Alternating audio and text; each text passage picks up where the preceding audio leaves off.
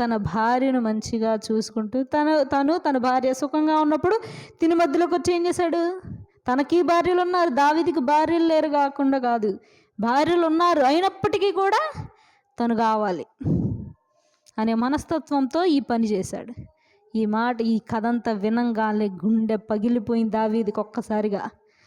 అమ్మో, ఏంది ఇంత పెద్ద పాపం చేశానా నేను, తెలిసి తెలియకుండా చేసేసాను, కనీసం దేవుడు నన్ను చూస్తున్నాడన్న జ్ఞాపకం కూడా ఉంచుకోలేదు నేను అని ఆలోచిస్తూ, తర్వాత నాతాను ప్రవక్త ఇవన్నీ చెప్తూ, నువ్వు ఇంత ఘోర పాపం చేసావు, ఊరియా ఏం తప్పు చేశాడని తన్ని చంపించావు, శత్రువులతో తన్ని చంపించేసావు, అంటే ఎవరు చూడలేదు, ఎవరికి తెలియదు అనుకుంటున్నావా?